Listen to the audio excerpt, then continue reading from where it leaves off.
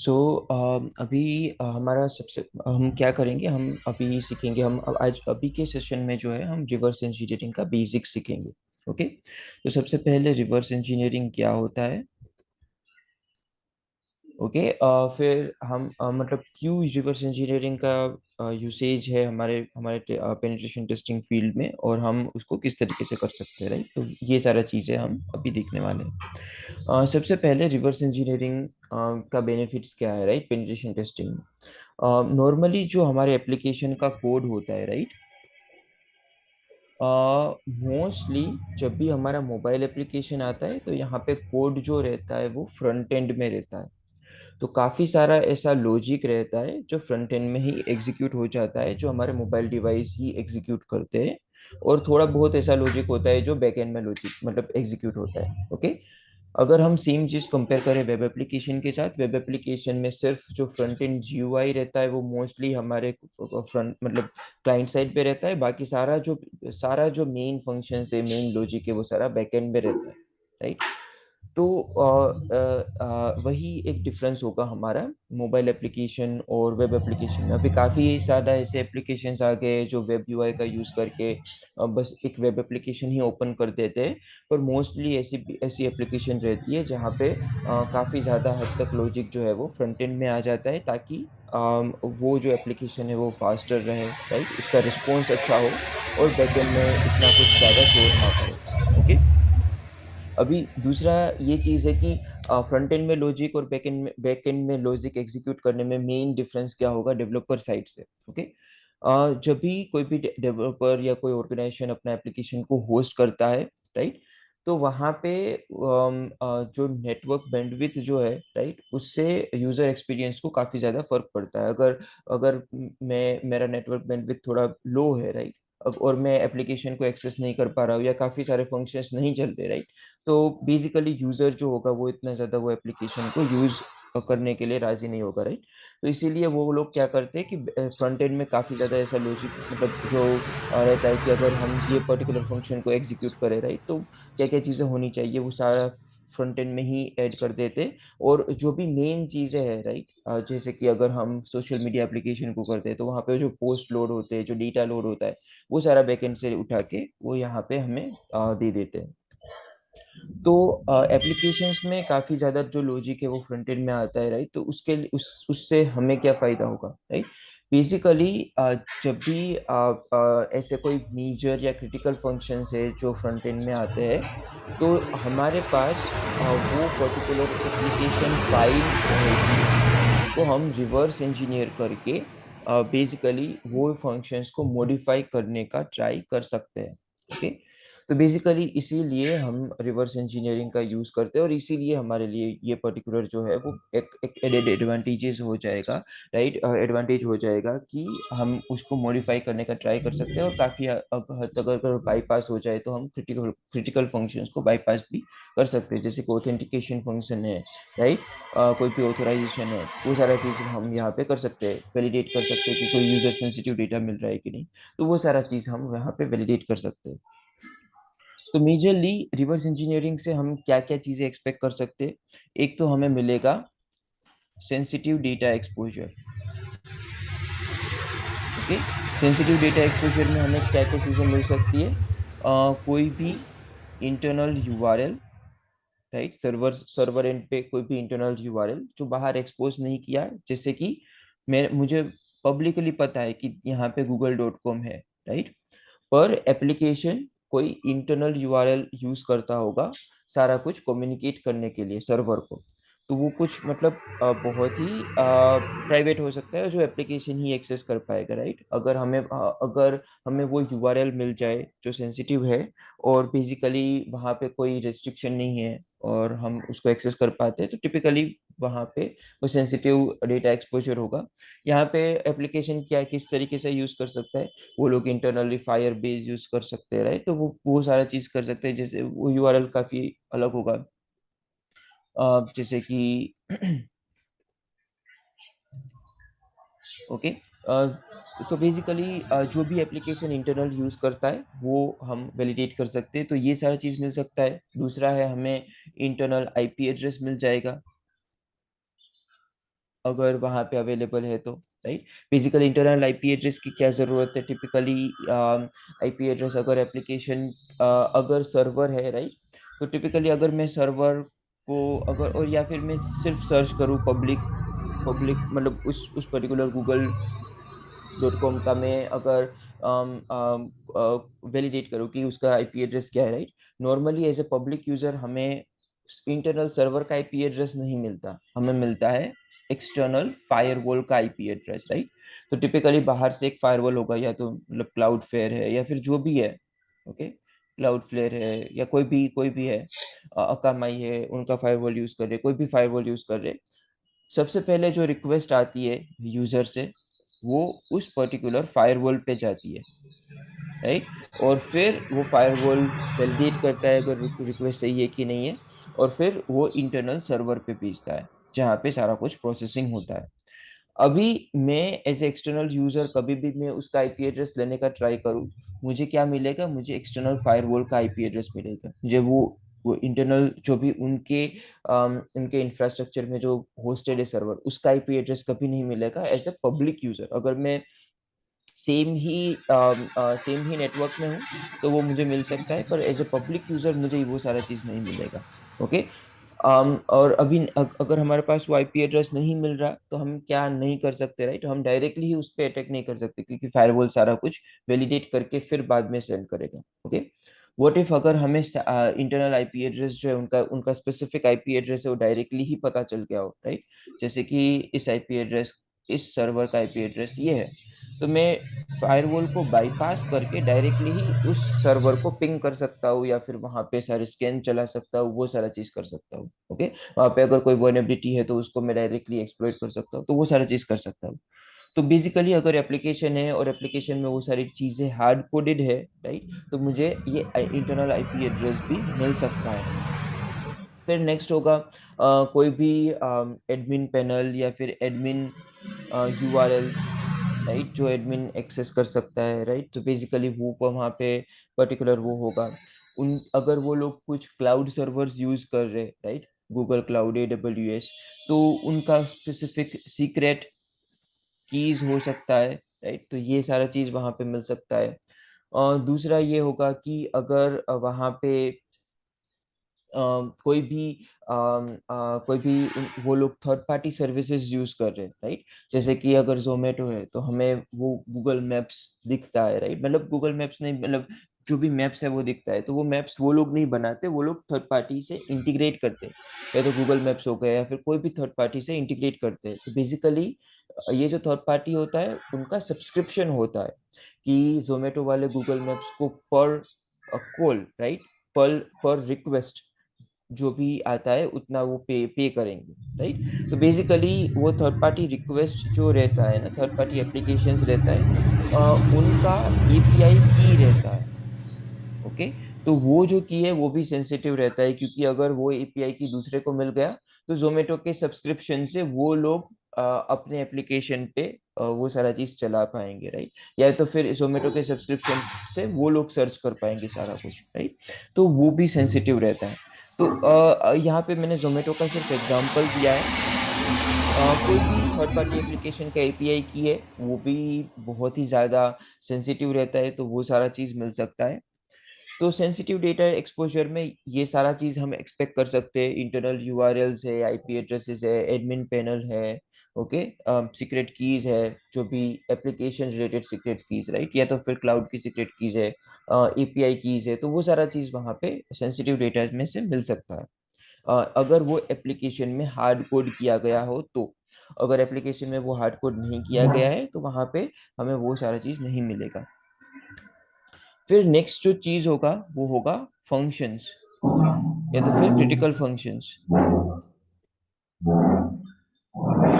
Okay. तो basically यहाँ पे क्या होगा, जब भी एप्लीकेशन में कोई भी सेंसिटिव फंक्शन है, जैसे कि ऑथेंटिकेशन है, ऑथोराइजेशन है, या फिर एप्लीकेशन के मुताबिक कोई भी ऐसा स्पेसिफिक फंक्शन है, राइट। जैसे कि हमने बैंकिंग एप्लीकेशन देखा था, तो बैंकिंग एप्लीकेशन में क्या था कि हम अपना डेटा स्टोर कर सकते हैं, राइट। तो उस तरीके से कोई भी फंक्शन हो, जो भी एप्लीकेशन रिलेटेड सेंसिटिव फंक्शन हो, वो पर्टिकुलर फंक्शन भी हम देख सकते हैं, राइट। फंक्शन में किस तरीके का कोड है वो हम देख सकते हैं। ओके, अगर कोड में ऐसा रहा कि वो फ्रंट एंड मतलब क्लाइंट साइड का ही कोड है, राइट। जैसे कि जो हमारा एक एप्लीकेशन था, वहां पे जो हम पिन सेट करते थे वो हमारे डिवाइस में ही स्टोर होता था, राइट। तो बेसिकली वो था, उसको हम बोल सकते हैं फ्रंट एंड या फिर क्लाइंट साइड का कोड। हमने जो बैंकिंग एप्लीकेशन देखा था वहां पे क्या था, वहां पे कोई एसक्यूलाइट या ऐसा कोई फाइल नहीं था, पी लिस्ट कर क्या कोई फाइल नहीं था। वो जो डेटा मतलब वो जो प्रोसेसिंग करते थे वो बैकएंड में करते थे, राइट। तो बेसिकली वो बैकएंड लॉजिक पे आएगा। तो टिपिकली जब भी ऐसा कोई आ रहा है, राइट, जो भी ऐसा क्रिटिकल फंक्शन है जहाँ पे जो पूरा फंक्शनैलिटी क्लाइंट साइड पे आ रहा है, तो वहां पे बेसिकली वो हम उसको देख सकते हैं कि किस तरीके से प्रोसेस हो रहा है। ओके, कहाँ पे डेटा स्टोर हो रहा है, या फिर उसको हम मॉडिफाई कर सकते हैं कि नहीं, राइट। नॉर्मली वहां पे बूलियन लॉजिक होता है। ओके, कि अगर फंक्शन सक्सेसफुल रहा तो या तो वो जीरो होगा या तो फिर वो वन होगा, राइट। नॉर्मली यहाँ पे सेम ही चीज रहता है कि अगर यूजर ने पासवर्ड डाला है और वो ऑथेंटिकेट मतलब सही से हुआ है, तो रिस्पॉन्स में हमें क्या मिलेगा, वन मिलेगा, राइट। रिस्पॉन्स में एप्लीकेशन को वन मिलेगा। अगर वो नहीं हो रहा है तो वहां पे रिस्पॉन्स में एप्लीकेशन को जीरो मिलेगा। तो टिपिकली इस तरीके से यहाँ पे क्रिटिकल फंक्शंस जो रहते हैं वो वहाँ पे उसका जो रिस्पॉन्स रहता है वो बूलियन में ही रहता है। तो हम उसको मॉडिफाई कर सकते हैं, जीरो की जगह पे वन कर सकते हैं, या फिर दोनों ही केस में जो रिस्पॉन्स है वो ट्रू कर सकते हैं। तो अगर भी हम गलत पासवर्ड डालें तो भी वो रिस्पॉन्स में ट्रू आएगा, और हम बाईपास कर सकते हैं। तो बेसिकली ये जो दोनों चीजें हैं वो हम रिवर्स इंजीनियरिंग से एक्सपेक्ट कर सकते हैं, यहाँ पे हम वो वैलिडेट करवा सकते हैं। तो अभी नेक्स्ट चीज जो ये है कि रिवर्स इंजीनियरिंग की जरूरत क्या है, राइट। हमारे पास आईपीए फाइल है, तो बेसिकली वहां पे हम डायरेक्टली ही डेटा को क्यों नहीं कर सकते, राइट। हम डायरेक्टली ही डेटा को क्यों नहीं देख सकते। तो वो एक मेन क्वेश्चन है जो इंटरव्यू में भी आप लोग मतलब तुमको पूछ सकते हैं, राइट, कि रिवर्स इंजीनियरिंग की स्पेसिफिकली क्यों जरूरत है, हमारे पास आईपीए फाइल डायरेक्टली ही अवेलेबल है, हम उसमें से ही डायरेक्ट ही कोड को क्यों नहीं देख सकते। ओके, तो अभी रिवर्स इंजीनियरिंग की क्या जरूरत है टिपिकली, जब भी हमारा एप्लीकेशन डेवलप होता है और एप्लीकेशन रिलीज होता है, राइट। तो हमने ये सबसे पहले सेशन में ही समझा था, राइट। वहां पे एप्लीकेशन साइनिंग होता है, राइट। सबसे पहले अगर अगर वो रिवाइज करना हो तो वो पहले के रिकॉर्डिंग में चेक कर सकते हो। टिपिकली एप्लीकेशन साइनिंग होता है। ये दोनों में होता है, एंड्रॉयड में भी होता है, आईओएस में भी होता है, राइट। तो बेसिकली ये साइनिंग का प्रोसेस क्या रहता है, जब भी डेवलपर एप्लीकेशन को डेवलप करता है वो कोड लिखता है, ओके, रिलीज के टाइम पे उनके पास खुद का एक यूनिक की होता है। ओके, या तो फिर उसको डेवलपर की बोलते हैं। उससे एप्लीकेशन साइन किया जाता है, साइनिंग किया जाता है, मतलब कि एप्लीकेशन जो है वो उस पर्टिकुलर की से के से हैश किया जाता है, और वो पर्टिकुलर की जो है वो वहाँ पे उसका यूनिक रहता है। तो इससे फायदा क्या होगा, टिपिकली डेवलपर्स जो है उनका कोड वो और कोई नहीं देख पाएगा, ओके। और एप्लीकेशन जैसे ही साइन हो गया, जो उनका कोड है, राइट, वो हम क्लियर टेक्स्ट में नहीं देख देख पाएंगे। हम बस उसमें सम रैंडम कैरेक्टर्स देख पाएंगे। एक्चुअली में वो वहां पे बैकएंड में कोड होगा, पर until and unless we are not having the unique key, वहां पे वो हमें डेटा क्लियर टेक्स्ट में नहीं दिखेगा। ओके, और वो जो की है वो सिर्फ डेवलपर को पता होगा और एप्पल को पता होगा, राइट, और किसी को नहीं पता होगा। तो बेसिकली जब भी हमारे डिवाइस में वो एप्लीकेशन इंस्टॉल होता है, राइट, तो वहां पे वो की जो है वो वैलिडेट किया जाता है एप्पल से। अगर वो कीज जो है वो सही निकला, तभी वो हमारा डिवाइस हमें वो एप्लीकेशन इंस्टॉल करने देगा, वहां उसके अलावा वो इंस्टॉल नहीं करने देगा, राइट। तो ये पर्टिकुलर चीज होता है एप्लीकेशन साइनिंग का। तो क्योंकि वो साइंड है, क्योंकि वो एप्लीकेशन रिलीज्ड है, ओके, अगर हम उसको ओपन करने जाए अपने कोई भी कोड एडिटर में, राइट, एक्स कोड है या फिर जो भी है, सबलाइम है, विम है, जहाँ पे भी हम उसको एडिट करना चाहते हैं या फिर व्यू करना चाहते हैं, वहां पे वो हमें क्लियर टेक्स्ट में नहीं दिखने वाला, राइट। तो इसीलिए हम क्या चीज करेंगे, हम जो भी आईपीए फाइल है, ओके, उसको हम अपने डिवाइस में एग्जीक्यूट करवाएंगे, ओके। यहाँ पे क्योंकि डिवाइस जो है वो भी ऑथोराइज्ड है, एप्लीकेशन भी ऑथोराइज्ड है, राइट, दोनों का सिग्नेचर मैच हो रहा है और एप्लीकेशन एग्जीक्यूट हो रहा है, तो सीपीयू क्या करेगा, सीपीयू, मोबाइल का जो सीपीयू है, वो एक के बाद एक सारे कोड कोड है, राइट, जो कोड कोई भी सारी लाइंस है, लाइंस ऑफ कोड है, उनको एग्जीक्यूट करने लगेगा, राइट। तो बेसिकली हमारे सीपीयू क्या करेगा, सारे कोड, लाइंस ऑफ कोड है, उसको एग्जीक्यूट करने लगेगा। अभी हमारा जो रिवर्स इंजीनियरिंग का एप्लीकेशन होगा, राइट, डिसअसेंबलर है और बेसिकली रिवर्स इंजीनियरिंग एप्लीकेशन है, वो क्या करेगा, वो बेसिकली सीपीयू को ही बोलेगा कि जो भी तुम कोड एग्जीक्यूट कर रहे हो, वो कोड तो एग्जीक्यूट करो ही, पर साथ साथ में उसका जो कॉपी है वो मुझे भेजते जाओ, ओके। तो बेसिकली वहां पे सीपीयू को ही बोल रहा है कि जो भी तुम कोड एग्जीक्यूट कर रहे हो, उसका जो कॉपी है वो हमें भेजते जाओ, और हम उसको बेसिकली एक सेपरेट फाइल में स्टोर करेंगे। अभी यहाँ पे दिक्कत क्या होगी, सीपीयू जो कोड एग्जीक्यूट करता है वो हाई लेवल लैंग्वेज में एग्जीक्यूट नहीं करता। स्विफ्ट हो गया, सी शार्प हो गया, सी प्लस प्लस हो गया, राइट, जो भी एप्लीकेशन, ये हाई लेवल कोड लैंग्वेजेस है, राइट, वहाँ पे उस सेम फॉर्मेट में कोड जो है वो सीपीयू एग्जीक्यूट नहीं करता। ये सारा चीज वो चेंज करता है या फिर ट्रांसलेट करता है लो लेवल लैंग्वेज में, राइट, बाइनरी है 0 1 0, राइट, उसमें वो चेंज करता है और फिर वो सीपीयू में एग्जीक्यूट होता है। तो टिपिकली यहाँ पे जो भी हमारे रिवर्स इंजीनियरिंग एप्लीकेशन को डेटा मिलेगा, वो सेम फॉर्मेट में मिलेगा, इस तरीके से, ओके। तो बेसिकली वो बाइनरी में होगा, फिर वो हमें चेंज करके देगा असेंबली लैंग्वेज में, ओके। क्योंकि ये भी एक तरह का लो लेवल लैंग्वेज ही है, इसको हम हाई लेवल लैंग्वेज नहीं बोल सकते, टिपिकली ये भी एक लो लेवल लैंग्वेज है। तो बेसिकली यहाँ पे वो चेंज करके हमें वो पर्टिकुलर डेटा दिखाएगा। अभी वो असेंबली लेवल लैंग्वेज का जो डेटा है वो भी काफी हद तक थोड़ा कॉम्प्लेक्स है, राइट। और जो लोग मतलब प्रॉपर रिवर्स इंजीनियरिंग करते हैं, मालवेयर एनालिस्ट वाले लोग, राइट, या फिर बेसिकली जो एप्लीकेशन मालवेयर को रिसर्च करते, तो वो लोग स्पेसिफिकली जो रिवर्स इंजीनियर होते हैं, वो लोग को मतलब असेंबली लेवल लैंग्वेज की जरूरत पड़ती है। हम क्या करेंगे, हमारा जो डिसअसेंबलर होगा, राइट, वो इस असेंबली लैंग्वेज को वापस से कन्वर्ट करेगा, वापस से ट्रांसलेट करेगा हमारी हाई लेवल लैंग्वेज में, और हम उसको सेम फॉर्मेट में देख पाएंगे जैसे कि कोड किया गया है, ओके। यहाँ पे चेंजेस क्या होगा, बेसिकली फंक्शंस के नेम जो है वो सेम नहीं होंगे, राइट, कोड सेम होगा, लॉजिक सेम होगा, फंक्शंस के नेम सेम नहीं होंगे, राइट, वेरिएबल्स के नेम सेम नहीं होंगे, पर उससे उतना ज्यादा हमें फर्क नहीं पड़ता, क्योंकि हमारा मेन फोकस तो वैलिडेट करना है, या तो कोई सेंसिटिव डेटा है कि नहीं, या तो कोई क्रिटिकल फंक्शंस है कि नहीं, राइट, तो वो सारा चीज है।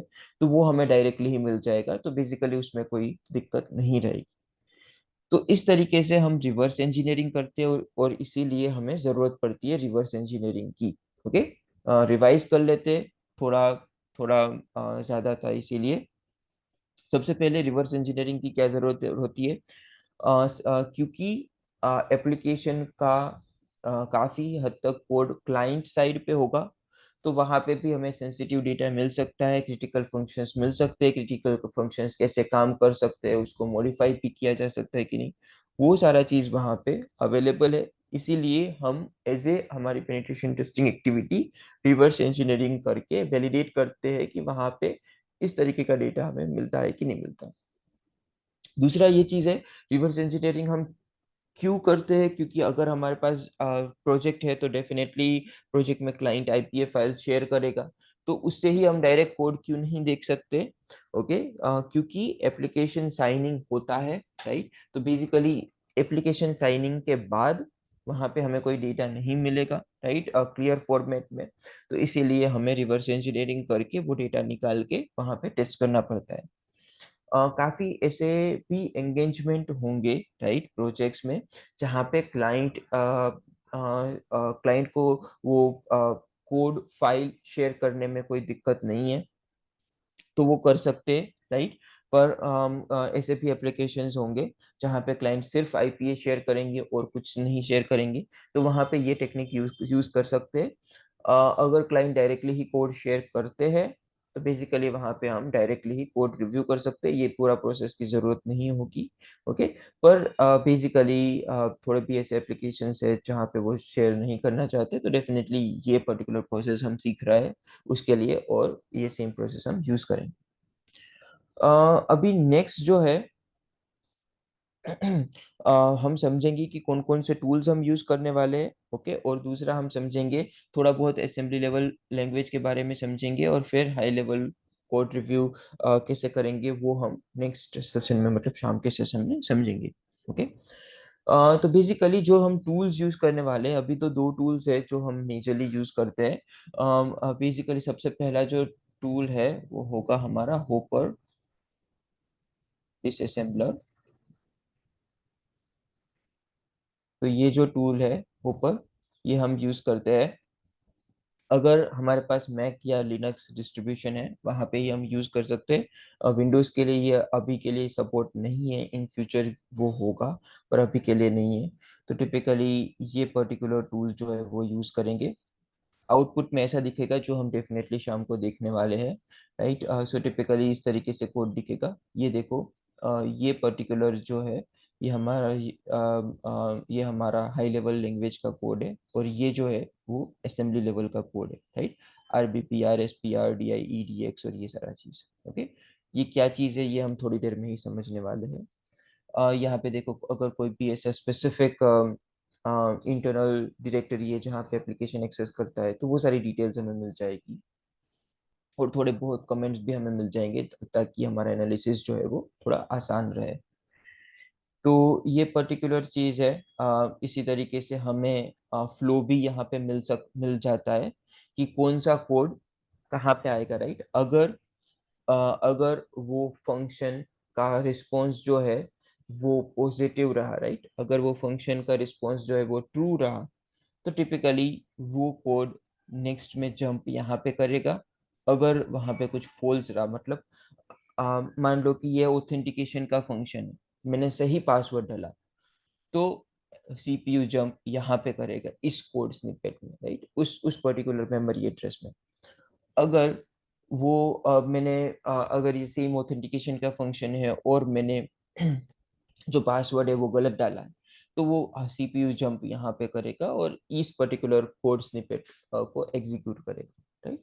यहाँ पे देखो, यहाँ पे भी जंप लिखा हुआ है, तो टिपिकली वहाँ तो इसी तरीके से हमारा जो एप्लीकेशन होगा, मतलब यहाँ पे हमें फ्लो भी मिल जाएगा, ताकि हमें आसान रहा हमारे लिए कि कहाँ से कहाँ पे सीपीयू जंप कर रहा है, और वहाँ पे कोई स्पेसिफिक तरीके का फंक्शन अवेलेबल है कि नहीं है। ओके, तो ये जो है वो पर्टिकुलर इसी तरीके से होगा, हमें बस आईपीएफ फाइल डालनी है और वो पूरा डेटा हमें निकाल के दे देगा, राइट। तो वो होपर बैकएंड में क्या करेगा, वो हमारे लैपटॉप के सीपीयू पे वो एप्लीकेशन को चलाएगा। ओके, सीपीयू से जो भी डेटा निकलता है वो निकालेगा, उसको वो चेंज करेगा असेंबली लेवल लैंग्वेज में, और सेम जो है वो स्निपेट, मतलब असेंबली लेवल का जो स्निपेट है वो जो भी वो ट्रांसलेट कर पा रहा है वो सारा ट्रांसलेट करेगा यहाँ पे, राइट। बेसिकली हमारे हाई लेवल लैंग्वेज में साथ साथ मेरिट फंक्शनलिटी पे ग्राफ्स और वो सारा है, ताकि हमें आसानी रहे पूरा कोड समझने में, और बेसिकली वो वैलिडेट करेंगे। अभी एक एक दूसरा चीज होगा कि जब भी हम रिवर्स इंजीनियरिंग करेंगे, राइट, हमें पूरा कोड एप्लीकेशन का देखना पड़ेगा या नहीं देखना पड़ेगा, राइट। यहाँ पे हमें पूरा एप्लीकेशन का कोड देखने की जरूरत नहीं होती। ओके, क्योंकि कोड जो है एप्लीकेशन का कोड वो काफी ज्यादा बड़ा रहता है, राइट। वहां पे हो सकता है 3000 line of code, based on application, right? अगर छोटी भी एप्लीकेशन है, 3000 5000 तो मिनिमम है। 10,000 20,000 लाइंस ऑफ कोड रहते हैं, जो जिसमें काफी ज्यादा चीजें रहती है जो हमारे लिए काम का नहीं है। हमारा तो मेन फोकस वही होगा कि कोई सेंसिटिव डेटा एक्सपोजर है कि नहीं, कोई क्रिटिकल फंक्शंस है कि नहीं, तो उनका ही वैलिडेट करना है, राइट? तो बेसिकली उसीलिए हम स्पेसिफिक फंक्शंस जो है एप्लीकेशन के वही सिलेक्ट करेंगे।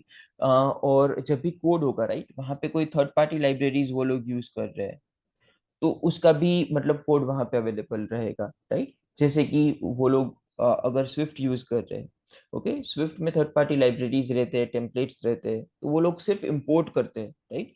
तो बेसिकली वो इंपोर्ट करने के बाद वो कोड भी यहाँ पे आ जाता है एप्लीकेशन में, राइट? तो बेसिकली वो सारा कोड हमारे लिए कोई भी जरूरत नहीं होगा।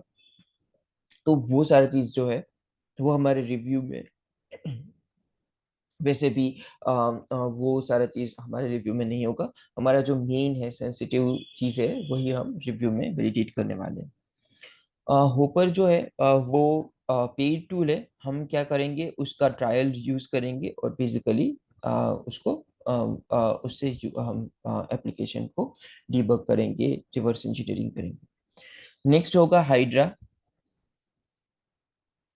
तो ये हाइड्रा है भाई, ये पर्टिकुलर टूल भी यूज होता है। ये मेजरली आईओएस एप्लीकेशंस के लिए यूज नहीं होता, हालांकि ये कर सकता है, आईओएस एप्लीकेशन को डीबग और डिसअसेंबल कर सकता है। पर ये आईओएस एप्लीकेशन के लिए मेजरली यूज नहीं होता, क्योंकि आर्किटेक्चर चेंज होने के बाद, ओके, जैसे कि पहले अलग से चिप्स, इंटेल के चिप्स आते थे, अभी अभी एप्पल के खुद के चिप्स आते हैं। तो टिपिकली आर्किटेक्चर चेंज होने के बाद बेसिकली होपर ही यूज होता है, क्योंकि वो एप्पल स्पेसिफिक है, राइट?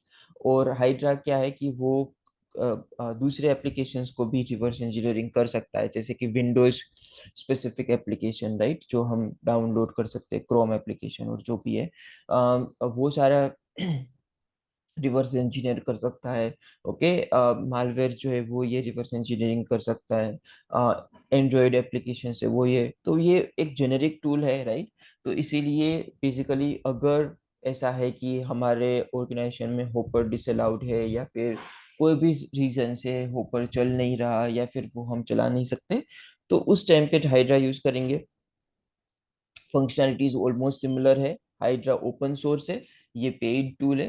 हालांकि यहाँ पे हमारा जो फ्री वर्जन है या फिर ट्रायल वर्जन है वही हम यूज कर सकते हैं, ओके। पर मेजरली हम होपर यूज करते हैं, ओके। और अगर ऐसा कुछ सिचुएशन है जहाँ पे हम होपर यूज नहीं कर पाते, तब हम हाइड्रा पे जाते हैं, ओके। इसके लिए तुम्हारे पास कुछ काली लिनक्स वगैरह है क्या अपने सिस्टम में, वर्चुअल मशीन में, या ऐसा कुछ? हाँ, काली लिनक्स है मेरे वर्चुअल मशीन में। ओके ओके, तो हम ये जो है ना, हम काली लिनक्स में इंस्टॉल करेंगे, क्योंकि विंडोज में हम नहीं कर सकते। तो हम काली लिनक्स में इंस्टॉल करके फिर अपना डिसअसेंबल करेंगे, ओके। तो ये जो है ये ओवरव्यू है। कोई डाउट है क्या? हम हम असेंबली लेवल थोड़ा लैंग्वेज को समझे, उससे पहले कोई डाउट है क्या अभी तक जो भी हमने समझा? नहीं, कोई डाउट नहीं है।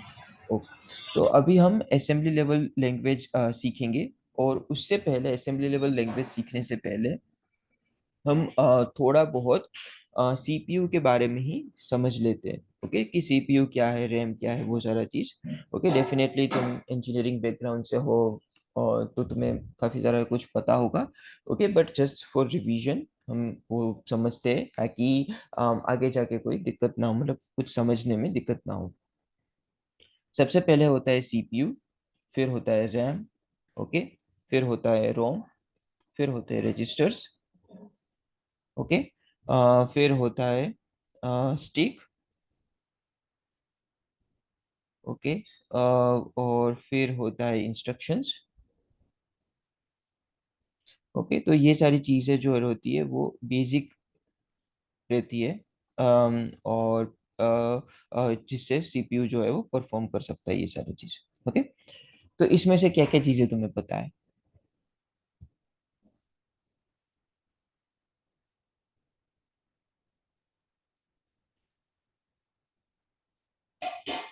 कुछ माइक्रो प्रोसेसर वाला सब्जेक्ट आया होगा कॉलेज टाइम पे। हाँ, बट ऐसा है कि मतलब पढ़ा तो था पर अभी याद नहीं है उतना। वो रट लिया था। कोई भी दिक्कत नहीं, मेरे मेरे टाइम मतलब मेरे कॉलेज में भी मैंने सही किया था। तो सबसे पहले हम ये समझते हैं सीपीयू जो है वो क्या करता है, राइट। इसको हम बोलते हैं सेंट्रल प्रोसेसिंग यूनिट। ये बेसिकली हार्डवेयर रहता है जो जो भी प्रोसेस है, राइट, उसको एग्जीक्यूट करने में काम आता है। ओके। तो सीपीयू को क्या चाहिए होता है, सीपीयू को इंस्ट्रक्शन चाहिए होती है। ओके। और वो जो है वो प्रोसेसर के वो जो है वो प्रोसेस करता है, और बेसिकली वहाँ पे जो भी प्रोसेसिंग आउटपुट आता है वो पूरा डिवाइस में भेजता है। ओके। तो बेसिकली अगर कुछ ऐसा है स्पेसिफिक कि उसमें कुछ डिस्प्ले का ज़रूरत है, राइट, तो वो डिस्प्ले पे जाके करेगा। या तो फिर अगर उसको कीबोर्ड या कीबोर्ड का आउटपुट चाहिए, या फिर उसको स्पीकर का आउटपुट करना है, तो वो सारा चीज़ वहाँ पे सीपीयू कर सकता है। तो बेसिकली वो सेंट्रल प्रोसेसिंग यूनिट है, एक इलेक्ट्रॉनिक सर्किट ही है, राइट, जो लॉजिक को परफॉर्म करता है, लॉजिक को एग्जीक्यूट करता है। अभी सीपीयू को बेसिकली सीपीयू प्रोसेस कहाँ से करता है, उसके पास एक कॉम्बिनेशनल लॉजिक रहता है, एलोंग विथ उसके पास रजिस्टर्स रहते हैं। ओके। तो बेसिकली इन दोनों का यूज करते वो सारा चीज परफॉर्म कर सकता है, जो भी प्रोसेसिंग रहता है ना वो सारा चीज कर सकता है। जैसे कि हमारा ऑपरेटिंग सिस्टम चल रहा है, हमारे एप्लीकेशंस चल रहा है, सारा कुछ जो हमारा डिवाइस जो है पूरा चल रहा है सीपीयू की। अगर सीपीयू नहीं होता तो बेसिकली पूरा डिवाइस जो है वो काम नहीं कर पाता। नेक्स्ट जो है रैम है। ओके। रैम है, उसको हम रैंडम एक्सेस मेमोरी बोल सकते हैं। ये क्या काम रहता है इसका, जो भी कोड है उसको रन टाइम में एग्जीक्यूट करने का काम रैम को सौंपा गया है। ओके। मान लो कि मेरे पास जो भी हमने एप्लीकेशन यूज किया था योनो वाला, राइट, योनो एसबीआई वाला, वो मेरे पास है, राइट, मैंने इंस्टॉल करके रखा है। जब भी मैंने एप्लीकेशन में उसको एग्जीक्यूट करता हूँ, राइट, तो रन टाइम में एप्लीकेशन को मेमोरी की जरूरत पड़ती है। ओके। तो वो जो रन टाइम में एप्लीकेशन की जरूरत है वो एक्सेस करेगा रैम को। ओके। और रन टाइम में क्या क्या एग्जीक्यूट मतलब जरूरत कैसे पड़ती है। ओके। जैसे कि एप्लीकेशन अभी बंद पड़ा है तो वो कुछ भी मेमोरी यूज नहीं करता। ओके। पर जब भी वो हम एग्जीक्यूट करते हैं तो वो सारा डेटा हमें दिखाना है, राइट। अगर वो सर्वर से भी कुछ डेटा आ रहा है तो वो टेम्पररी उसको स्टोर करके फिर हमें वो शो करेगा, राइट। अगर उसका कुछ लॉजिक उसको परफॉर्म करना है तो लॉजिक का आउटपुट रहेगा, तो वो भी वो कहीं पे स्टोर करेगा। तो वो सारा चीज जो है, राइट, उसको रन टाइम में मेमोरी की जरूरत पड़ेगी। वो कहाँ कौन सा मेमोरी यूज करेगा, रैम मेमोरी। अभी रैम मेमोरी का क्या है कि वो पर्टिकुलर जो है नॉन परसिस्टेंट मेमोरी कहा जा सकता है, राइट। तो बेसिकली यहाँ पे रैम मेमोरी में ऐसा नहीं होगा कि मैंने एक बार कुछ स्टोर कर दिया तो वो लाइफ टाइम वहाँ पे रहेगा। ओके।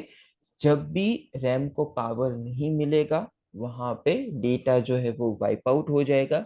जब तक वहाँ पे रैम को पावर है, उसके पास उसके पास वो उसको पावर कंस्टेंटली मिल रहा है, तब तक वो उसको मतलब स्टोर उस तब तक होगा। ओके। जैसे ही उसके पास पावर नहीं मिल रहा है वो सारा डेटा वाइप आउट हो जाएगा, और बेसिकली हम वो उसको मतलब बेसिकली उसका जो डेटा है वो नए से वो रखना पड़ेगा। ओके। तो टिपिकली ये होगा रैम। अभी जब भी एप्लीकेशंस हम स्टार्ट करते हैं, जैसे कि 5 या 6 एप्लीकेशन से स्टार्ट स्टार्ट करते, राइट, तो हम देखते हैं कि रैम का यूजेज बढ़ गया, राइट, क्योंकि वो रियल टाइम में वो सारा डेटा वहां पे रैम पे स्टोर करती है रहती है इसीलिए। अभी उसका एडवांटेज क्या है, ये रोम से काफी ज्यादा फास्टर रहता है, तो इसीलिए ये रियल टाइम प्रोसेसिंग में रैम यूज करते हैं। नेक्स्ट है ROM. Okay, read only memory. Okay. तो बेसिकली यहाँ पे जो भी हम डेटा स्टोर करते हैं, जैसे कि हमने इमेजेस स्टोर किए हैं, वीडियो स्टोर किए, कोई भी फाइल्स स्टोर किए, राइट, वो सारी डेटा वो सारा जो डेटा है वो रोम में स्टोर होंगे। ओके। तो बेसिकली यहाँ पे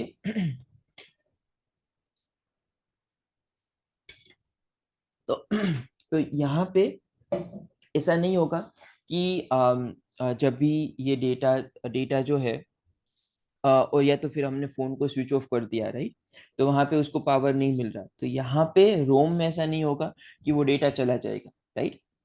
बेसिकली यहाँ पे जो भी रोम का डेटा है वो वहाँ पे रहेगा until and unless we delete it, right. अगर मैं उसको ओवर राइट कर रहा हूँ, मैं उसको डिलीट कर रहा हूँ, तो फिर वो डेटा चला जाएगा। तब तक अगर मेरा फोन स्विच ऑन कंडीशन में है, स्विच ऑफ कंडीशन में है, वो पर्टिकुलर जो डेटा है वो वहाँ पे रहेगा। ये रोम जो है वो रैम के मुताबिक काफी ज्यादा स्लो रहता है। ओके। तो यहाँ पे एप्लीकेशंस उसको रन टाइम में यूज नहीं कर सकते, पर यहाँ पे नॉर्मली सारा डेटा स्टोर करने का जरूरत, मतलब डेटा स्टोर करने का के लिए रोम का यूज किया जाता है। अभी रिसेंटली नया भी चीज आया है, वी रैम। ओके।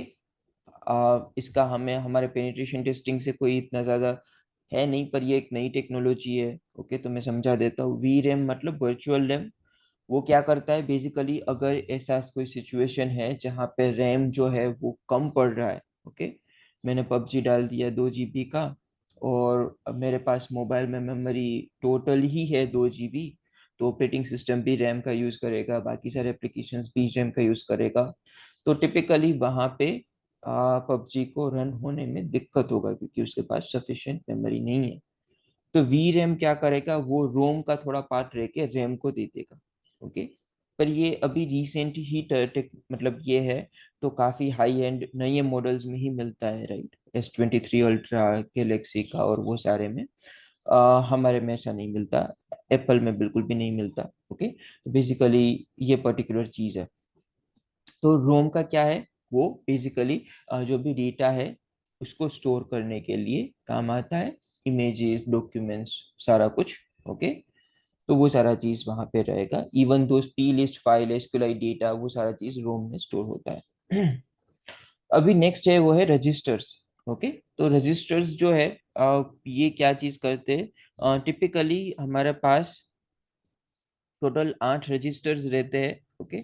और वो रजिस्टर्स डेटा को स्टोर करने के लिए काम में आते हैं। ओके। अभी यहाँ पे जो डेटा है वो लॉजिकल डेटा है, जो सीपीयू प्रोसेस करने के बाद मिलता है। ओके। जैसे कि हमने कंप्यूटेशन किया अपने सीपीयू में 1+1 का, और हमने बोला कि हमें इसका आउटपुट दो। सीपीयू क्या करेगा, एक जगह पे 1 को स्टोर करेगा, दूसरी जगह पे 1 को स्टोर करेगा, तीसरी जगह पे दोनों का कंपटीशन करेगा, फोर्थ में जो आउटपुट आया है उसको स्टोर करेगा, और फिर हमें जाके दिखाएगा। ओके। तो ये जो एक एक बाइट्स है जो इसको प्रोसेसिंग के लिए जरूरत होती है, वो रहते रजिस्टर्स। ओके। तो टिपिकली 8 तरीके के रजिस्टर्स होते हैं, टोटल 9 तरीके के रजिस्टर्स होते हैं। हम समझेंगे एक रजिस्टर क्या है, और फिर सेम चीज यहाँ पे भी जो ऊपर में है ना वो दिखेगा। ओके। तो बेसिकली अगर यहाँ पे दिख रहा है तो मैं बताऊंगा, या तो फिर हम शाम को ही देख लेंगे। पर टिपिकली EAX, EBX, ओके, ये वो सारा रहता है, राइट। EAX एक तरीके का रजिस्टर है, तो बेसिकली वहां पे हमें सारा मिल जाता है। तो जैसे कि यहाँ पे तो कुछ, ओके, यहाँ पे ये सारे स्क्रीनशॉट्स में नहीं है, पर जब भी हम शाम, हाँ ये रहा देखो, ये है EDX एक रजिस्टर है, EAX रजिस्टर है, EDX ये रजिस्टर है। ओके। तो बेसिकली ये जो है वो रजिस्टर्स है, तो वहां पे सीपीयू फंक्शन कर रहा है। वो क्या कर रहा है, पहले में मूव कर रहा है, तो ये जो डेटा है इसको इसमें मूव कर रहा है, राइट। यहाँ पे कॉल कर रहा है, तो वो सारा चीज कर रहा है। ओके। यहाँ पे कंपेयर कर रहा है ये दोनों रजिस्टर्स का वैल्यू।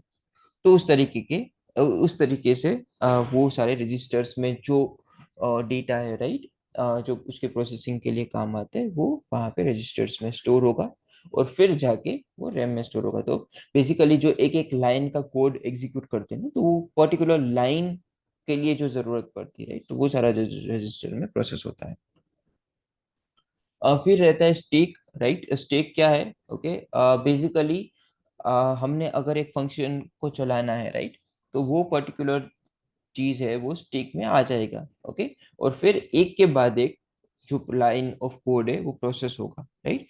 तो सीपीयू को कैसे पता चलेगा कि ये पहला लाइन हो गया और दूसरा लाइन पे जाना है, या फिर दूसरा लाइन यहाँ पे मिल रहा है और वहां पे जाना है?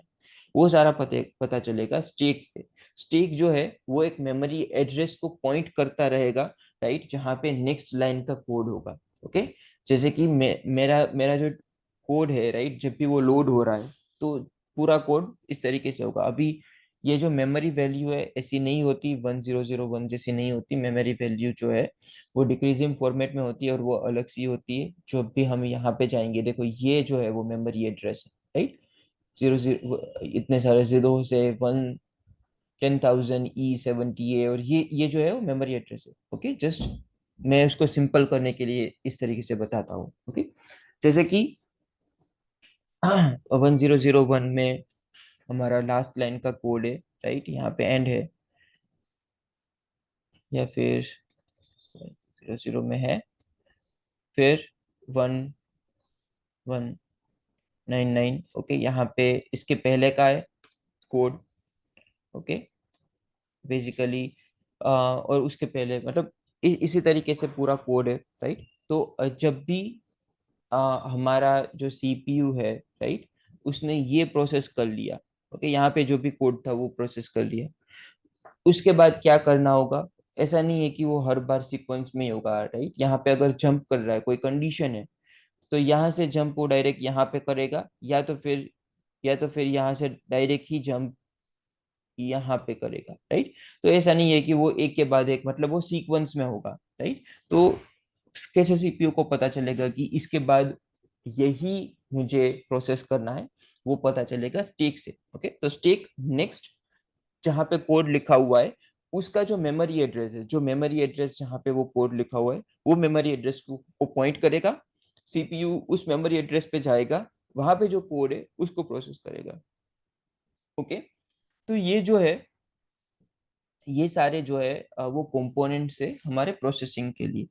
कोई डाउट है क्या अभी तक? नहीं, अभी तक कोई डाउट नहीं।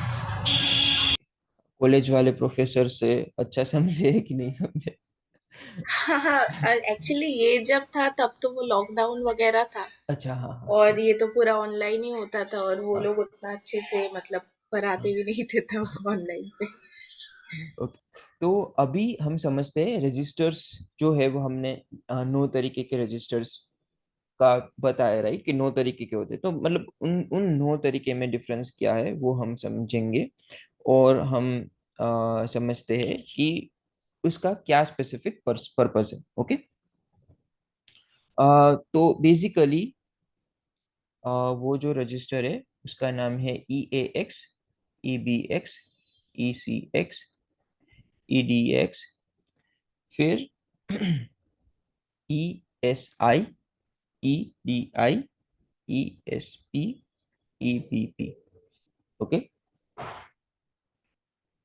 आठ आठ ये।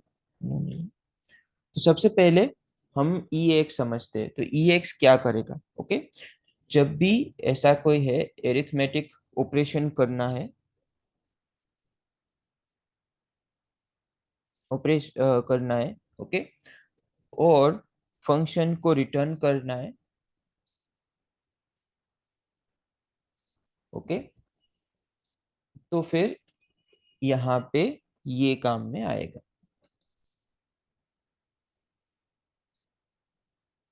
ओके, अभी एरिथमेटिक ऑपरेशन मतलब कि सम हो गया, सब्सट्रैक्ट हो गया, डिवाइड हो गया, मल्टीप्लाई हो गया, तो ये सारे एरिथमेटिक ऑपरेशंस माने जाते हैं। तो ये सारा जो है वो EAX रजिस्टर में होता है। फिर EBX, ओके, ये क्या करेगा? EBX जो है उसको हम बेस रजिस्टर भी कहते हैं। ओके, यहाँ पे EAX है, उसको हम एक्यूमुलेटर रजिस्टर भी कहते हैं। ओके, बेस रजिस्टर क्या करेगा? वो जो बेस का पॉइंटर है, जो डेटा का पॉइंटर है वो यहाँ पे स्टोर रहेगा। Okay, pointer to data. अभी ये ये ये बेस पॉइंटर क्या रहता है मैं थोड़ी देर में ही समझाऊंगा। ओके, अभी के लिए बस यही समझ लो कि वो बेस पॉइंटर को स्टोर करता है। फिर नेक्स्ट है सी एक्स, वो उसको हम बोलते हैं काउंटर रजिस्टर। यहाँ पे क्या चीज होगा, यहाँ पे जो इंस्ट्रक्शंस है, रोटेट होती है या फिर लूप होता है, राइट, वो सारा डेट मतलब वो पर्टिकुलर उसका जो मेमोरी एड्रेस है, ओके, वो सारा चीज यहाँ पे स्टोर होगा। ओके, काफी काफी टाइम पे थोड़े लूप्स रहते हैं, राइट, कि अगर ये है तो यहाँ पे वापस ये फंक्शन को एग्जीक्यूट करना है तो वो सारा चीज यहाँ पे रहेगा। फिर नेक्स्ट रहता है EDX। ओके, यहाँ पे भी सेम है, इसको डेटा रजिस्टर बोलते हैं। यहाँ पे भी सेम है, एरिथमेटिक ऑपरेशंस होगा, फंक्शंस की रिटर्न वैल्यू का आउटपुट रहेगा, तो वो सारी चीज यहाँ पे होगा। फिर नेक्स्ट है ESI। ओके, तो ESI में क्या होगा कि जो सोर्स है, ओके, इसको हम सोर्स इंडेक्स बोलते हैं। तो बेसिकली यहाँ पे जो सोर्स है उसका पर्टिकुलर पॉइंटर होगा, वो यहाँ पे होगा। ओके, और फिर EDI मतलब डेस्टिनेशन पॉइंटर। ओके, तो टिपिकली ये पर्टिकुलर चीज यहाँ पे रहेगी, कि जो डेस्टिनेशन है, राइट, पूरा एंड ऑफ प्रोग्राम का जो डेस्टिनेशन है वो वहाँ पे पॉइंटेड रहेगा। फिर ESP, जिसको हम बोलते हैं स्टैक पॉइंटर। ओके, तो बेसिकली स्टैक पॉइंटर में हमारा स्टैक का टॉप होगा और बेस पॉइंटर में हमारा EBP में हमारा बेस पॉइंटर रहेगा। ओके, अभी मैं मेन डिफरेंस समझा देता हूँ। ओके, तो जब भी कोई लॉजिकल कंपटीशन होता है वो इन सब में रहता है। ओके, इतने में EAX, EBX, ECX, EDX, ESI और EDI। ओके, तो कोई भी अरिथमेटिक ऑपरेशन है, कुछ आउटपुट वैल्यू को स्टोर करना है, राइट, कोई भी फंक्शन को लूप करना है, या फिर कोई भी डेटा को वैलिडेट करना है, right? तो ये सारा चीज जो है वो यहाँ पे रहेगा। तो बेसिकली, और नेक्स्ट जो है यहाँ पे कंप्यूटेशन नहीं होगा, यहाँ पे सिर्फ मेमोरी को मेमोरी एड्रेस को स्टोर करेंगे ताकि सीपीयू को पता चले कि कहाँ पे जाना है और कहाँ पे नहीं। तो इसका मैं समझाता हूँ, स्टैक पॉइंटर में क्या होगा और बेस पॉइंटर में क्या होगा। स्टैक पॉइंटर और बेस पॉइंटर में हमेशा मेमोरी एड्रेस स्टोर होगा।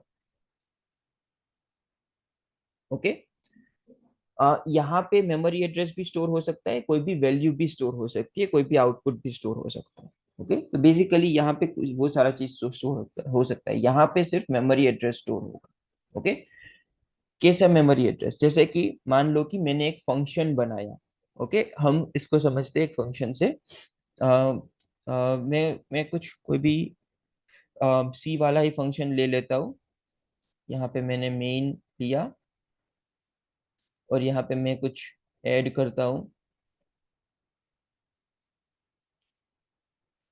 ओके, और यहाँ पे मैंने I = 10 लिया है, INT j = 20 लिया है, फिर I+J किया है, INT k लिया है, और फिर I+J किया है, या फिर k = I+J किया है, और फिर उसको प्रिंट कर दिया है।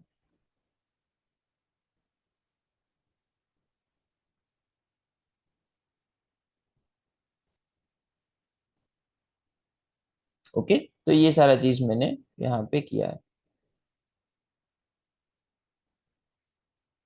अभी इसको हम असेंबली में मतलब जब भी सीपीयू को प्रोसेस करना है वो, तो वो किस तरीके से कर पाएगा। ओके, तो सबसे पहले तो वो स्टार्ट करेगा मेन से, राइट, काफी सारे फंक्शंस हो गए, टिपिकली वो मेन से स्टार्ट करेगा, राइट। अभी यहाँ पे मेन में वो सबसे पहले जा रहा है, राइट। तो जो मेमोरी एड्रेस है, राइट, जहां से फंक्शन शुरू होता है, ओके, जहाँ पे फंक्शन खत्म होता है और जहाँ से फंक्शन शुरू होता है, वो जो मेमोरी एड्रेस है वो आएगा स्टैक पॉइंटर और बेस पॉइंटर। बेस पॉइंटर में जहां से ये पर्टिकुलर चीज शुरू हो रही है ना, वो पर्टिकुलर मेमोरी एड्रेस जो है ईबीपी में स्टोर होगा। क्यों, मैं थोड़ी देर में ही बताऊंगा। फिर जो पर्टिकुलर स्टेक, मतलब जो जहाँ पे प्रोसेस करना है, ओके, वो जो मेमोरी एड्रेस है, जैसे कि पहले वो ये प्रोसेस करेगा, फिर ये प्रोसेस करेगा, फिर ये प्रोसेस करेगा, फिर ये करेगा, फिर ये करेगा, फिर ये करेगा, राइट। वो जो एक एक मेमोरी एड्रेस है, राइट, वो मेमोरी एड्रेस स्टोर होगा ईएसपी में। ओके, तो सबसे पहला यहाँ पे होगा स्टोर। फिर जैसे ये प्रोसेस कर लेता है, तो फिर ईएसपी में ये मेमोरी एड्रेस स्टोर होगा यहाँ।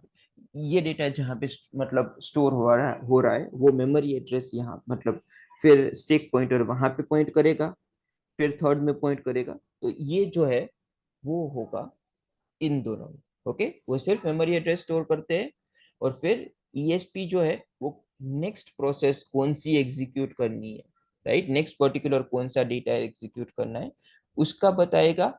ओके, और ईबीपी में जो मेन है वहां पे आएगा। ओके, अभी बेस पॉइंटर की क्यों जरूरत है? क्योंकि जैसे ही ये पूरा कंप्लीट हो जाता है, राइट, फिर जैसे ही फंक्शन कंप्लीट हो जाता है, फिर वो वापस से यहाँ पे रिटर्न करता है। ओके, तो अगर स्टैक पॉइंटर और बेस पॉइंटर की मेमोरी एड्रेस सेम निकला, मतलब कि वो फंक्शन जो है वो कंप्लीट हो गया और सीपीयू को दूसरे फंक्शन पे जाना है फंक्शन करने। तो इसी तरीके से सीपीयू को पता चलता है कि ये फंक्शन कंप्लीट हुआ कि नहीं कंप्लीट हुआ। ओके, जब भी मान लो कि अभी बेस पॉइंटर है 1 और फॉर एग्जांपल 10, ओके, और स्टैक पॉइंटर है पहला वो एग्जीक्यूट कर रहा है, तो वो है मतलब ये भी 10 है, राइट। फिर वो अंदर जाएगा तो वो होगा पर्टिकुलर 1, फिर 2, फिर 3, 4, 5, 6, 7, 8, 9, और फिर जब भी वो 10 पे पहुंचेगा तो वो समझेगा, सीपी को समझेगा कि अच्छा मतलब ईएसपी और ईबीपी दोनों 10 है, मतलब कि अभी ये पर्टिकुलर फंक्शन जो है वो कंप्लीट हो गया है, इसका प्रोसेसिंग कंप्लीट हो गया है, अभी मुझे दूसरे में जाएगा, दूसरे फंक्शन पे जाना है। तो फिर वो जंप करेगा, ईएसपी जो है वो जंप करके जो नेक्स्ट प्रोसेस है मतलब नेक्स्ट कोड है उस पे वो जंप करके वहां पे वो पर्टिकुलर उसका जो मेमोरी एड्रेस है वहां पे पॉइंट करेगा और सेम प्रोसेस जारी रहेगा। तो यहाँ पे ईएसपी और ईबीपी में ये स्टोर होता है।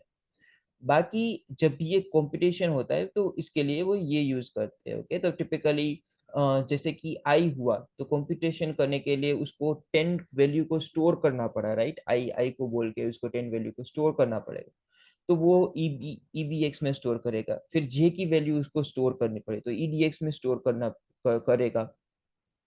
फिर उसको के का वैल्यू बनाना है तो वो ईएसआई में करेगा या फिर ईडीआई में करेगा। फिर दोनों का अरिथमेटिक ऑपरेशन करना है तो वो ईएक्स में करेगा। फिर उसकी जो आउटपुट वैल्यू निकली उसको प्रिंट करने के पहले कहीं पे स्टोर करना पड़ेगा, राइट। तो वो बेसिकली ईसीएक्स में स्टोर करेगा और फिर वो हमें दिखा देगा। ओके, और जैसे ही ये पूरा कंपटीशन खत्म होता है, उसका जो मेमोरी एड्रेस होगा वो 20 पॉइंटर से सेम हो जाएगा रिटर्न होने के बाद। तो वहां पे क्या चीज होगा, वो फंक्शन को कंप्लीट करके हमें दिखा देगा। तो इस तरीके से सीपीयू जो है वो रजिस्टर्स का यूज करते हैं अपने प्रोसेसिंग के टाइम पे। कोई डाउट है क्या इसमें? नहीं। ओके। तो अभी ये जो थे वो थे रजिस्टर्स, राइट। अभी हम थोड़े इंस्ट्रक्शंस, टेक तो तुमने समझ लिया, राइट। तो बेसिकली ये जो है वो स्टैक पॉइंटर, राइट, बेसिकली वो क्या हाँ। करेंगे, वो अपॉइंट करेंगे जो भी डेटा है वहाँ। अभी हम थोड़े इंस्ट्रक्शन समझ लेते हैं। ओके, काफी बार अगर कोई ऐसा फंक्शन है जो डिसअसेंबल होके हमें हायर लेवल लैंग्वेज में नहीं आ रहा ठीक से, या फिर वहाँ पे हमें ठीक से समझ नहीं आ रहा, तो वहाँ पे ये सारा चीज की जरूरत पड़ेगी। ओके, अगर नहीं है तो इतना कुछ हमें कुछ जरूरत पड़ेगी नहीं। पर फिर भी हम समझ लेते हैं कि कौन कौन से कॉमन इंस्ट्रक्शन है और उनका मीनिंग क्या रहता है। ओके। तो टिपिकली जब भी हमारे कॉमन इंस्ट्रक्शंस रहते हैं तो टिपिकली वो रहते हैं push, pop, move, call, jump, jump greater than, equal to, compare, फिर रिटर्न, फिर ऐड, सब्ट्रैक्ट। तो इतने jump not equal to. Okay, तो बेसिकली इतने जो रहते वो मेन इंस्ट्रक्शन रहते। बाकी सारे इंस्ट्रक्शन भी है पर ये काफी ज्यादा कॉमन है, तो ये हम समझेंगे। ओके, और बेसिकली हम देखेंगे कि उसका मीनिंग क्या रहता है। ओके, सो टिपिकली जब भी है पुश, राइट, जब भी पुश आता है तो हमने वो स्टेक वाला समझा था, राइट, कि एक बार एक प्रोसेस होके फिर वो दूसरे मेमोरी एड्रेस पे जाएगा जो उसका नेक्स्ट प्रोसेस हो। तो वो स्टेक में पुश होगा, राइट, नया मेमोरी एड्रेस जो है वो स्टेक में पुश होगा। और जैसे ही सीपीयू जो है वो उसको प्रोसेस कर लेता है तो वो स्टिक से चला जाएगा, तो वो होगा पॉप से। ओके, तो यहाँ पे अगर पुश या पॉप या ऐसा कुछ दिख रहा है ना, तो टिपिकली वो प्रोसेस है, वो जो मेमोरी एड्रेस है वो स्टिक से पुश हो गया। ओके, और उसको प्रोसेस करने वाला है और पॉप में से वो उसने ऑलरेडी कर दिया। तो टिपिकली जब भी स्टिक इंक्रीमेंट होगा, राइट, तो वहां पे पुश का आएगा और जहाँ पे वो खत्म होगा वहां पे पॉप का आएगा। फिर होगा मूव। ओके, जब भी एक पर्टिकुलर मेमोरी एड्रेस से दूसरे मेमोरी एड्रेस पे कुछ मूव करना है या फिर एक रजिस्टर से वैल्यू दूसरे रजिस्टर पे मूव करनी है तो वहां पे मूव आएगा। ओके, मूव में इस तरीके से इंस्ट्रक्शन दिखेगा, मूव, फिर या तो फिर मेमोरी एड्रेस या तो फिर रजिस्टर। तो मूव EAX कोमा EBX। तो यहाँ पे उल्टा रहता है। ओके, जो EBX में डेटा है वो EAX में जाएगा। ओके, रजिस्टर ऐसे ही है, सेकंड पहले आएगा, फर्स्ट दूसरे बाद में आएगा। तो मूव EAX EBX मतलब कि EBX में से डेटा जो है वो EAX में जाएगा। ओके, ऐसा नहीं है कि EAX में से EBX में जाएगा, उल्टा रहता है, EBX में से डेटा जो है वो EAX में जा रहा है। फिर कॉल में कोई भी मेमोरी एड्रेस कॉल करना है तो वो कॉल का फंक्शन होगा। फिर जंप है, तो फिर कोई भी मेमोरी एड्रेस पे स्पेसिफिकली जंप करना है तो वहां पे होगा jump if greater than. Okay, jump if not equal to, greater than और इक्वल टू, तो यहाँ पे ये पर्टिकुलर चीज आता है। ओके, तो यहाँ पे अगर कोई स्पेसिफिक ऐसा कंडीशन रखा हुआ है, ओके, कि या तो फिर जैसे कि हमने ये डाला है, ऐसा डाला है, ये तो सेम ही है। और अभी कोड में हम क्या लिख रहे हैं, if k is greater than 0, तो वहां पे होगा printf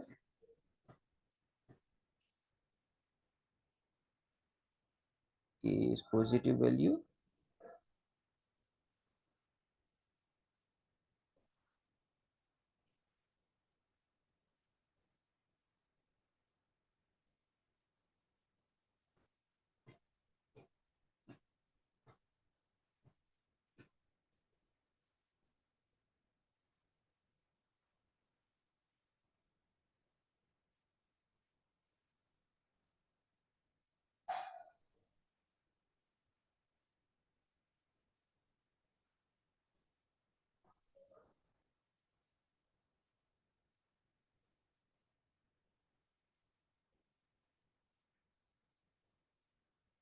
ओके, तो अगर हमने यहाँ पे इस तरीके से कंडीशन डाली है, राइट, तो बेसिकली यहाँ पे वो के को कैलकुलेट वैसे भी करने वाला है, राइट।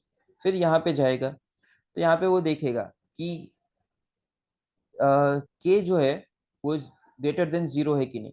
ओके, तो उसके लिए ये इंस्ट्रक्शन है, वो यहाँ पे वो ग्रेटर देन 0 है तो वो यहाँ पे जाएगा, अगर नहीं है तो यहाँ पे जाएगा या तो फिर यहाँ पे जाएगा, उस तरीके से jump if greater than. Okay, तो अगर ग्रेटर देन 0 है या फिर जो भी वैल्यू है ग्रेटर देन है, राइट, ग्रेटर देन 0 है, तो कौन से मेमोरी एड्रेस पे उसको जंप करना है। ओके, तो यहाँ पे अगर वो ग्रेटर देन 0 है तो वो इस मेमोरी एड्रेस पे जंप करेगा। अगर ग्रेटर देन 0 नहीं है तो इस मेमोरी एड्रेस पे जंप करेगा। ओके, अगर नॉर्मल है तो इस मेमोरी एड्रेस पे जंप करेगा। तो यहाँ पे वो पर्टिकुलर इंस्ट्रक्शन आ गई होगी, जंप और फिर JMP और फिर वो मेमोरी एड्रेस दिया जाएगा। Okay, jump if greater then, तो वो पर्टिकुलर फंक्शन को एग्जीक्यूट करना है तो उसका मेमोरी एड्रेस दिया जाएगा। अगर जंप नॉट ग्रेटर देन और इक्वल टू है तो फिर बेसिकली नॉट इक्वल टू है तो फिर वो पर्टिकुलर मेमोरी एड्रेस पे जाएगा, राइट। तो बेसिकली वहां पे वो कंडीशन के हिसाब से मेमोरी एड्रेस दिए गए और CPU वहां पे जंप करेगा।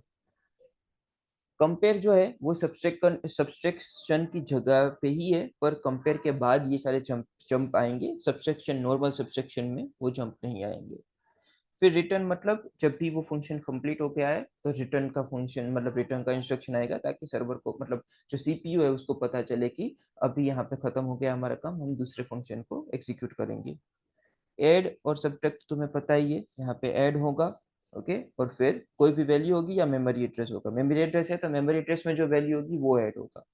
तो अगर 1 और 3 कर रहे हैं, ओके, तो वहां पे 3+1 होगा। ओके, जैसे वैसे तो एडिशन में कोई जरूरत नहीं है, 1+3 और 3+1 सेम ही है, पर हमारे लिए, राइट, बेसिकली हमारी अंडरस्टैंडिंग के लिए हम वो समझेंगे ताकि दूसरे में दिक्कत ना हो, जैसे कि मूव में दिक्कत ना हो, सब्सट्रैक्शन में दिक्कत ना हो। हम यही समझेंगे कि 3+1 हो रहा है। सेम चीज सब्सट्रैक्शन में होगा, सब्सट्रैक्शन 1 और 3 करे तो 3-1 होगा, 1-3 यहाँ पे नहीं होगा। ओके, सेम चीज मूव में भी है, EX को मैं EBX करे तो EBX का जो डेटा है वो मूव होगा EX में। ओके, तो ये सारी जो इंस्ट्रक्शन है वो कॉमनली यूज होती है असेंबली लैंग्वेज में, और इसका मीनिंग ये है। कोई कोई दिक्कत है क्या, मतलब कोई डाउट्स, कोई भी क्वेश्चंस, कुछ भी नहीं, अभी तक कुछ इसमें? ओके, तो अभी हम हमारे सेशन नेक्स्ट सेशन में हम क्या करेंगे, हमारा ऊपर इंस्टॉल करेंगे, हम IPA फाइल को लेंगे और उसको समझेंगे, और फिर हम वैलिडेट करेंगे कि उसमें हम कुछ मॉडिफाई कर सकते हैं कि नहीं कर सकते। ओके, नहीं। ओके। तो